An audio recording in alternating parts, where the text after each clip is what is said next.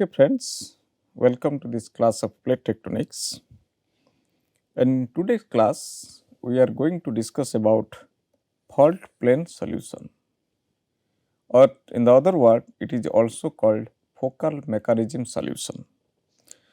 So, what exactly it means to you and what is its use? So, before going to fault plane solution, we should know what is a fault and after all, whose fault is it? So, this figure, it is self-explanatory. So, it says it is not me, it is not my fault. So, fault may be someone others. So, I am not talking about this fault, but we will talk about the faults which is of geological origin.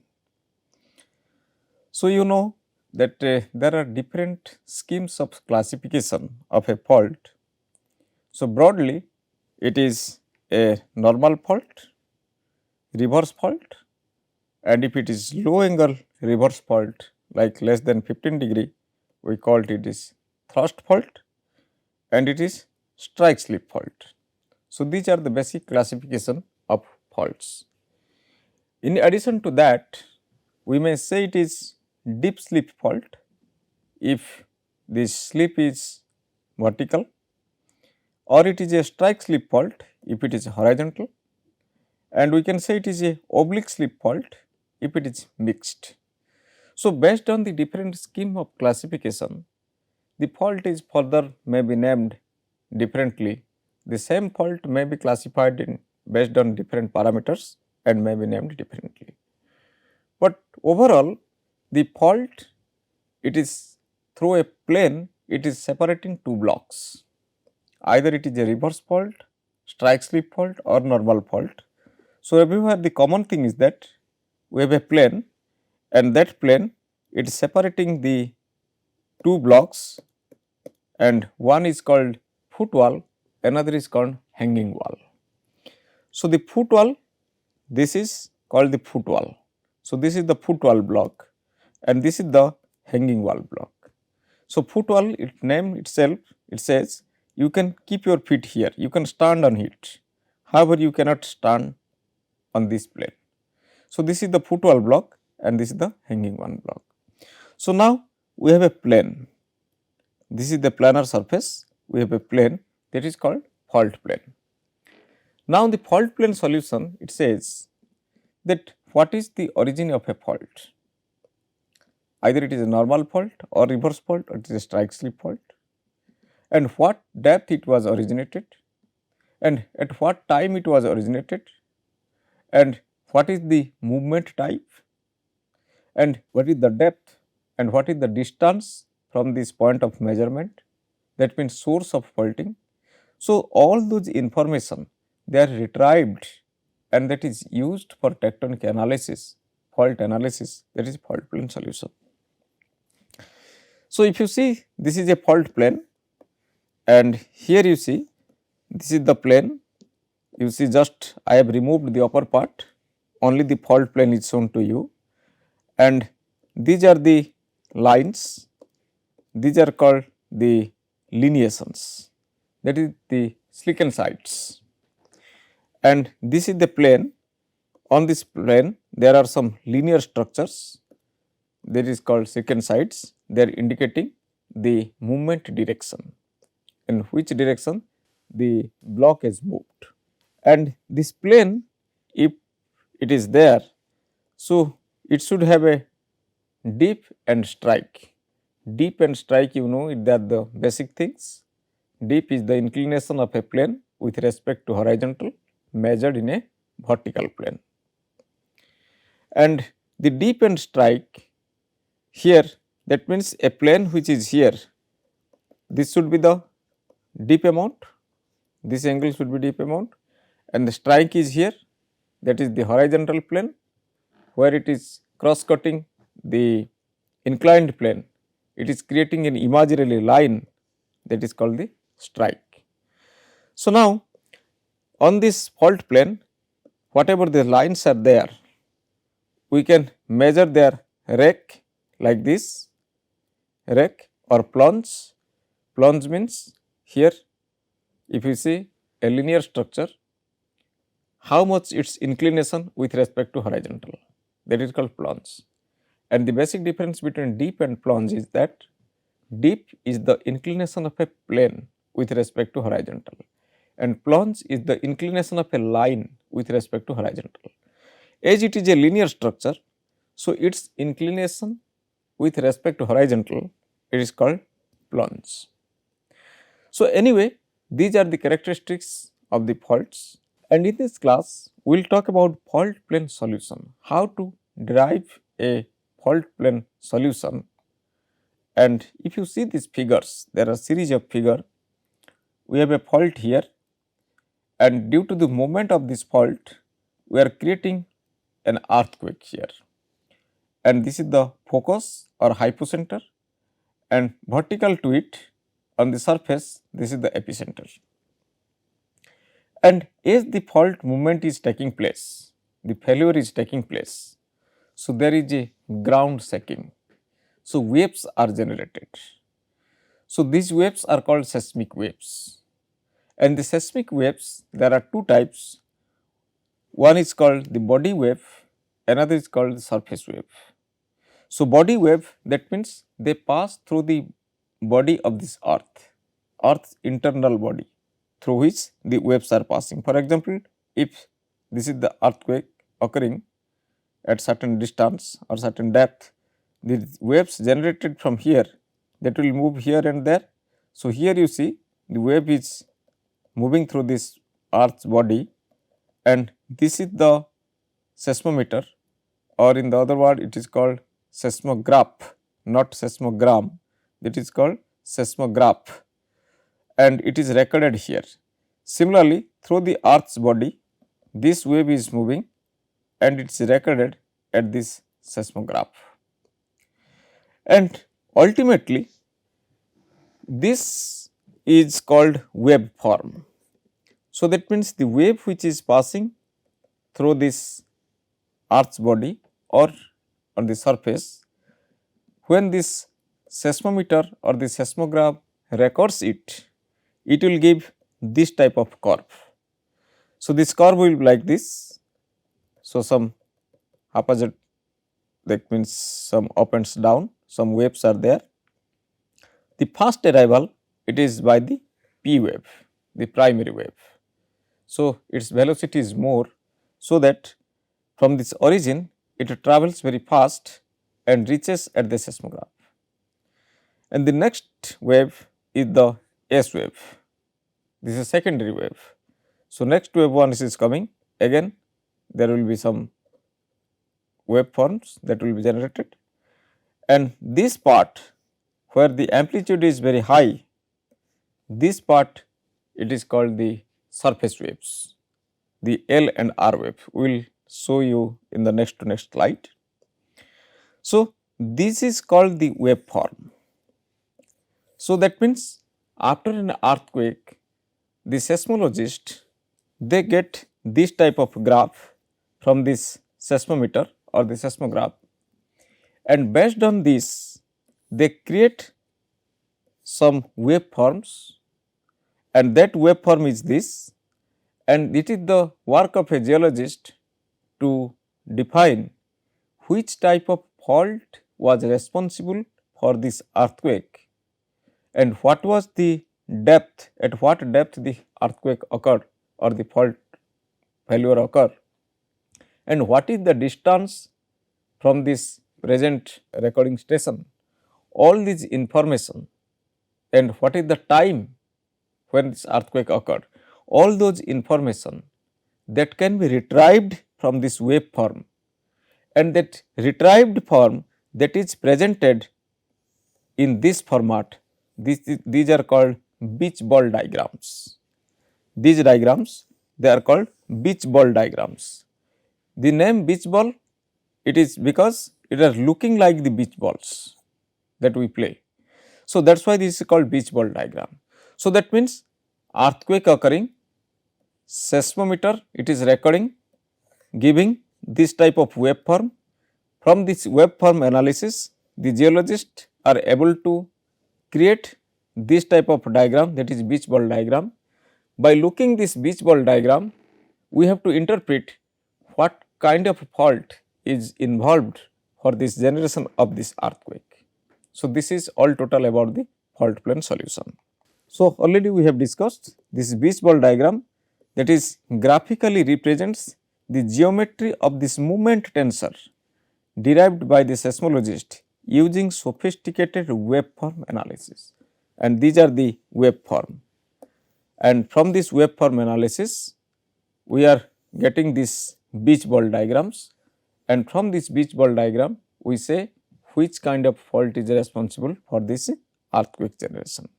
Now, these are these different waveforms that are generated during the earthquake, and these two are called the body wave, that is the P wave and S wave, and these two are called the surface wave, that is called lobe wave and relay wave. So, these two waves, they are responsible for the damage of properties, breaking of these buildings, the infrastructures, because they are traveling at the surface or near surface. So, they are very strong. So, most of the damage that is created during the earthquake are by the surface waves, and the body waves, they travel inside the earth and they have less potential to damage compared to these surface waves. So, focal mechanism solution is the result of an analysis of waveforms generated by an earthquake and recorded by a number of seismographs. So, here you see number of seismographs are installed at a different part of the body of this surface, different part of this earth. So, you are looking at the cross section only. So, if you see this surface as a whole, as a globe, you will find different part of this earth has been equipped with different seismographs, and if you see here, there are different seismograph stations, they are installed at a different part. So, the complete characterization of an earthquake's focal mechanism provides important information. What are the important information can be derived from these waveforms? That is the origin time, when it was originated, then the epicentral location, where this epicenter is, then its focal depth, at what depth the earthquake occurred. And this plate tectonics, when we are talking about this focal depth, you can recollect the classes when we are talking about the Benioff zones. The highest depth so far recorded around 670 kilometer. So, this 670 kilometer, this is depth, this is the focal depth, which is derived from these waveforms. Then seismic movement, that means a direct measure of energy radiated by the earthquake, how much energy is released for this earthquake. So, that is called seismic movement. Then the magnitude and spatial orientation of these 9 components of the moment tensor. It is a 3 by 3 matrix. So, that is why we have 9 components. I will show you. From the moment tensor, we can ultimately resolve the orientation and the sense of slip of this fault. So, which direction the movement has occurred, either it is a normal fault or it is a reverse fault or it is a strike slip or oblique slip fault, and in which direction the movement has occurred with respect to north. So, that can be detected by these moment tensors, by these waveforms. So, this is the stress tensor and this is the moment tensor. Stress tensor, it says the state of stress. For example, here you see the 2 arrows, they are pointing towards each other. So, that means it is saying it is the stress is like this, compressions. And the moment tensor, here you see during movement what was the state of stress. So, that is the moment tensor in just for a layman language. For any moment tensor, there are 2 possible planes, that is called nodal planes, and they are at right angle to each other. For example, here you see we have here, that means 2 during movement. So, here 2 planes, they are moving away from each other.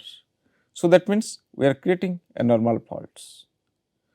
So, here it is a strike slip fault. In the strike slip fault, these are the two nodal planes. That means, movement may occur here or movement may also occur here like this. So, that means, we have a nodal plane here, the movement is occurring like this, or we have a nodal plane here, this movement is occurring like this. So, that means, we have two possible planes. These two possible planes are called two nodal planes. So, out of this, one will be the fault plane and another will be the auxiliary plane. So, that means, if the movement is like this, so here will be some compression, here will be some dilation. Similarly, this side, here there will be compression, here will be dilation. Similarly, if this movement is like this is the compression, dilation, and this is the compression, dilation. So, that means, for both planes I am getting the same result. So, that is why from this beach ball diagram we will get one, or we are getting two possible planes.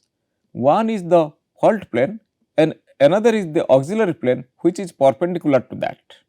All the seismologists that can only say with reference to the moment tensor is that the earthquake was generated on one or other of these nodal planes, but they cannot say which plane is actually the fault plane and which one is the auxiliary plane. So, to confirm that which one is the fault plane and which one is the auxiliary plane, we have to take geological input. For example, suppose there is an earthquake which is occurring from this Narmada valley, and from the Narmada valley we know this fault, it is around northeast southwest, the rift basin. So, that may be one nodal plane will be like this, another nodal plane will be like this perpendicular to that. So, as a seismologist, he or she cannot define whether this is the fault plane or this is the fault plane. Which one is fault plane, which one is auxiliary plane, it is difficult to identify for it. But as a geologist, when we are putting the geological input, that is the Narmada valleys from where this earthquake is occurring, and we know that Narmada is a rift basin which is like this orientation. So, that means, obviously we will prefer to put it as the fault plane and this is the auxiliary plane. So, that means, geological input must be required to confirm which one is the fault plane and which one is the auxiliary plane. Similarly, suppose for example, we are creating an earthquake here and this is the San Andreas fault, and we know the San Andreas fault is a strike slip fault, its orientation is like this. So, definitely an earthquake which is occurring from this region, it will attract this orientation of this fault plane will be like this and the auxiliary plane will be like this. So, the great circle arcs are the nodal planes, one of which coincides with the fault surface that generate the earthquake. So, these are the great circles. So, there are different great circles we will see here. Now, the focal mechanism solution beach ball diagrams or these lower hemisphere stereographic projections. So, lower hemisphere stereographic projection, that means it is equal area net. So, if the projection is to the upper hemisphere, we are going for this equal angle net. So, there are two type of net, that is called Wolf net and Smith net. This is called equal angle net and this is called equal area net. So, it is the lower hemisphere once we are projecting. So, that means this is the equal area net we are preferring. So, whenever you are going to carry out this fault plane solution, so you will prefer this equal area net rather the equal angle net. So, that means the lower hemisphere stereographic projections that show two black quadrants and two white quadrants separated by great circles are oriented 90 degree from each other. Now, here some of these diagrams they are representing it. This is the equal angle net, that is a Wolf net, and here if you see this is the fault, that is a normal fault you see, and this normal fault it is dipping around 45 degree or so. Now, you see with respect to north how this fault plane is represented here. So, this is the lower hemisphere. So, we are presenting the fault plane here. So, once we are projecting it at to the upper hemisphere, so here we are getting this circle, that is the great circle, is not it. So, in this equal area net, we will carry out this fault plane solution, not from the equal angle net. So, here the pure deep slip fault include the normal fault or the thrust fault, and the normal fault, that is represented by these two black sets from both sides and the white in between. However, if it is reverse fault, these two white parts and in the middle it is a black shade or black area which is representing a cat's eye view. So, why it is actually happening? This black area, that is representing the compression, and the white area, that is representing the dilation. So, now the question is how we will do it, how to identify whether it is a compression, whether it is a dilation, and if it is a strike slip fault and it is perfect strike slip fault, it will be look like this. So, here that will be black and here this will be black and this is white, this is white, if it is perfectly strike slip fault. But if it is an oblique slip fault, like partly normal, partly strike slip, so this will be the oblique slip normal fault, because the center it is lying on the white part, that means it is the dilation part. So, it is the strike slip fault having normal component or a normal fault having strike slip component. So, that is why there are two planes, one plane is like this and another plane is like this, they are meeting at a point. So, if this is the plane, so the strike will be like this, and if this is the plane, the strike will be like this. So, that means one plane, if this is the fault plane, so the strike will be like this, and if this is the fault plane, the strike will be this. And this U and D, that represent the up thrown and down thrown. For example, suppose this is the fault plane, this is the orientation of this fault, for example like this. So, here this is the down thrown plot and this is the up thrown plot, and if this is the orientation of this fault, so here is the down thrown part and here is the up thrown part, and if it is a reverse fault, at the up thrown we will find the compression, and if it is a normal fault, in the up thrown we will find, or this upper part we will find the dilation. So, here are some examples. Suppose for example, this is a fault type. Which type of fault is it? It is strike slip fault. So, in the strike slip fault, pure strike slip nature. So, here you see either this may be the fault plane or this may be the fault plane. So, if this is the fault plane, now you see this black part, this is the compression. So, that means if this is the fault, so I am moving in this way. So, that means here I am finding the compressions. So, the other part it will be the dilation. Similarly, if this is the movement, other side, this is the compression and these are the dilation. So, that is why this orientation will be like this and the movement will be like this. And if this is the fault plane, similarly this will be the movement, and this is the beach ball diagram. It is representing oblique slip normal fault, because the center is at the dilation part. So, it is in oblique slip normal fault. If it is oblique slip normal fault, for example, so one plane is like this or another plane will be like this. If this is the orientation, so this is the strike of this plot, and if this is the orientation of this great circle, so this will be the orientation of this fault. So, now imagine, suppose this is the orientation of this fault, for example like this. If this is the orientation of the fault, so compression at the upper part, so that means we are getting the compressions here, isn't it? And dilation is other side. So, it is the D means down thrown. So, here there is down thrown block, and here this is the down thrown block if the fault orientation is like this. Similarly, here this is purely a reverse fault. So, in the purely reverse fault, so this is the down thrown, this is the up thrown, and this is the down thrown, this is the up thrown. So, in both cases this is the orientation of this fault. So, here you see there is no change. So, in both cases this is the orientation of this fault, that means the strike of the fault will be like this, but they will be perpendicular to each other, two planes they are perpendicular to each other. Similarly, this is also strike slip fault, this is normal fault, this is oblique slip reverse fault, and there are up thrown block and down thrown block, they are represented by U and D respectively. So, now the question arises, if these are the beach ball diagrams and so far we are discussing this is the up thrown, down thrown and black, white, compression, dilation like that. So, how to do it? This is the challenge just in front of us, how to do it in practically.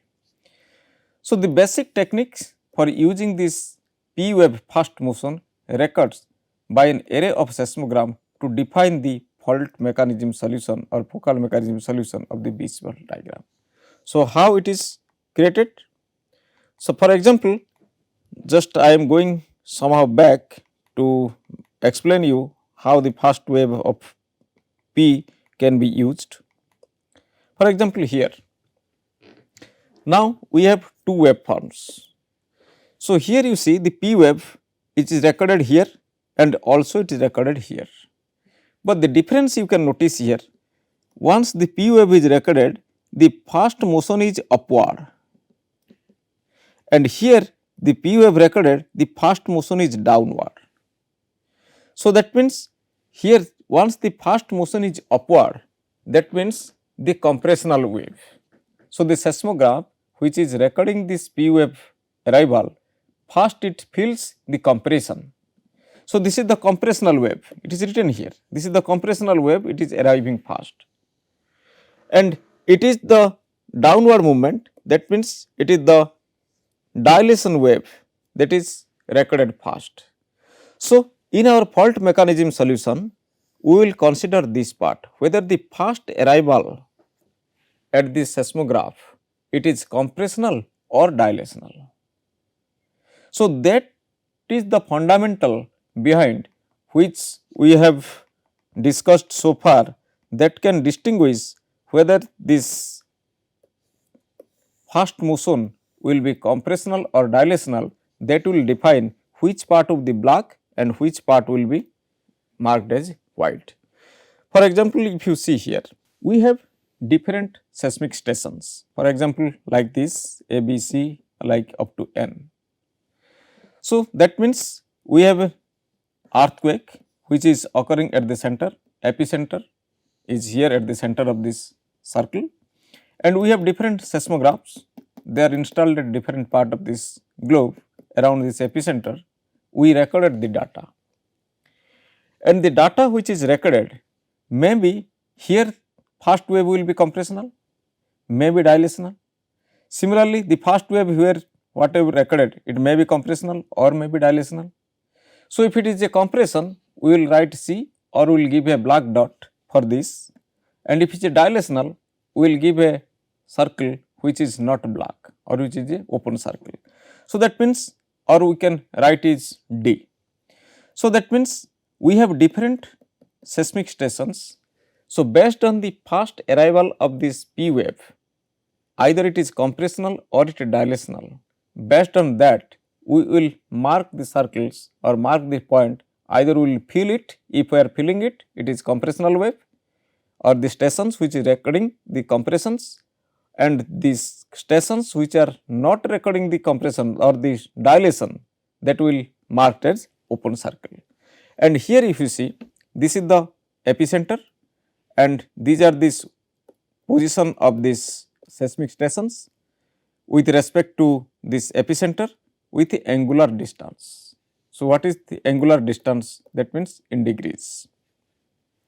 So, this data plotted on the lower hemisphere in the stereographic projection on an equal area stereo net.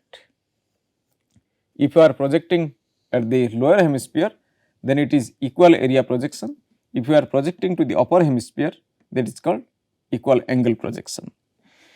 And the data from each seismograph station is plotted with one of the three symbols. What are the three symbols? Maybe a circle where this P wave is recording the extension motion or dilational motion, or maybe a black dot which is field, it is the compressional, or maybe X, that is a null point. So, that means imagine, suppose from origin of a earthquake is here and the waves are passing to different direction. Somewhere it is compression, somewhere it is dilation.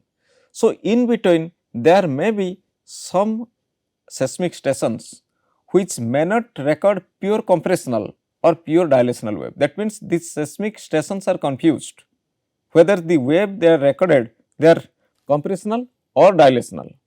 So, that means due to this confusion that can be null point. So, that means neither it is compressional wave nor it is dilational wave. So, that is the null waves. So, this is the first motion was too weak to differentiate between the compression or dilation. So, in these three symbols, if you see this figure here, one is compression, compression, compression, dilation, dilation, and some of the X point, these are the null points. So, they are, it is not clearly defined whether it is a compressional wave or dilational wave. Now, there are different stations, and their different stations, their first arrival has been represented by these symbols. Now, for each station, the symbol is placed toward the azimuth of the station with respect to the takeoff angle. So, now the question arises, what is takeoff angle? In geology, we are talking about deep strike like this. So, deep, it is the angle of an inclined plane with respect to horizontal measured in a vertical plane. Now, the takeoff angle is opposite to deep. For example, if this is the earthquake occurring, for example, here, suppose this is the globe, or you can say this is the globe and this is the hypocenter. The earthquake is occurring and the waves are generating and moving at different directions, and these are the recording stations, they are recording it. Now, vertical to it is the epicenter. So, the hypocenter and epicenter, if I am joining these two in a straight line, it is moving down to the center of this earth. Now, the angle which is created by the wave which are generating from this angle, it is called takeoff angle. And this takeoff angle, based on that takeoff angle, that means, and the takeoff angle defines the angular distance from the center of this plot to the symbol. So, that means I have a globe here and these are these recording stations at different places, and here the earthquake is occurring, this is the hypocenter or the focus, and if this is the recording station, so this wave which is generating from there, so it is occurring here. So, how much angular distance it is occurring with respect to the hypocenter or the focus. So, that is called the takeoff angle. So, here the best way to measure the takeoff angle is join the hypocenter and epicenter to the center of this earth, and this angle which is generating here, that is called takeoff angle for this wave. Similarly, this is the takeoff angle for this wave. So, the angle of incidence at the earthquake source is the angle from this vertical at which the ray leaves the source, and this is the angle at which the ray intersects the lower focal hemisphere, and this is opposite to deep. That means 90 degree minus deep equal to takeoff angle. So, here if you see the stations are here. So, here deep equal to 90 degree minus takeoff angle. So, then based on that, this is the epicenter and these are the recording stations, and the recording stations, these are representing the compressions and these are representing the dilations and these are the null points, they are neither pure compressional or pure dilational. Now, these null points, they are very much helpful in determining or creating this beach ball diagram, because these null points, they are separating the compressional area from the dilational area. So, that means I can put a plane which can separate the compressional region to this or from this dilational region, and that plane is passing through this null point. So, that means this stereographic net, that is the equal area net, I have to rotate in such a way so that these null points, they are fitting with a great circle. Great circle means that is a plane. So, if I am rotating that equal area net in such a way, these great circles, they are falling on this plane. So, that means this plane, this is separating the compressional region from the adjacent dilational region. Similarly, this plane, this is separating this compressional region from the dilational region.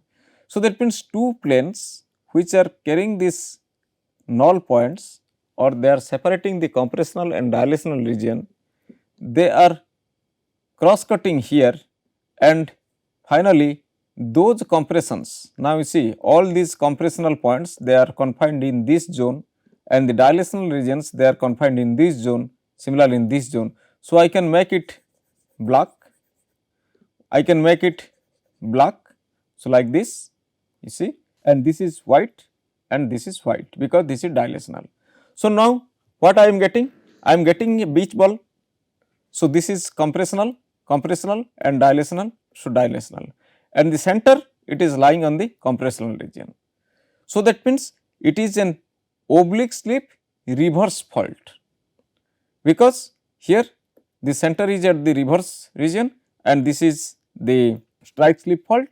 We have 4 quadrant, is not it? So, that is why it is a oblique slip reverse fault which is responsible for the formation of these earthquakes. So, these are these nodal planes on which it coincidence with the fault that produce the earthquake. Finally, we fill these quadrants according to this convention, either compression or dilation. So, finally, we are getting a beach ball diagram from our data.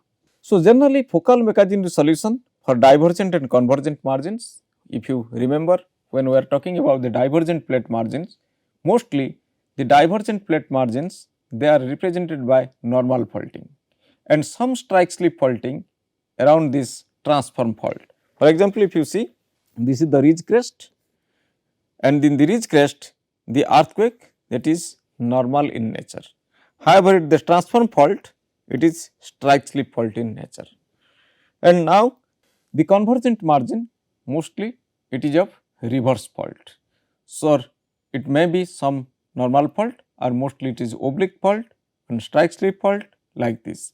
So, mostly it is oblique slip, reverse faults are there or reverse fault will be there because it is a compressional regime. So, that these are this arrangement of this earthquake, that is this focal mechanism solution or the beach ball diagrams. But if there is a nuclear explosion, that will create some seismic waves that will also be recorded by these seismometers. So, how to distinguish whether this seismometer which is recording these waves, it is created by nuclear weapon or it is created by this fault movement. So, this is very that means clear cut distinction. If we are creating a compression or dilation by this that means nuclear explosion. Now, you just see this video, there is compression, that means starting from the center explosion site, everywhere the first movement it is like this. So, that means it is compressing. So, that is why if you see this beach ball diagram, it is whole total is representing the compression. But here if it is by the faults, so we are getting 4 different quadrants or 3 different quadrants depending upon the nature of fault. However, here there is no quadrant and only one, and which is totally by the compression. So, by this way you can identify whether this is nuclear bomb or it is due to this earthquake generated by these faults. So, this is all total about the fault plane solution. Thank you very much. We will meet in the next class.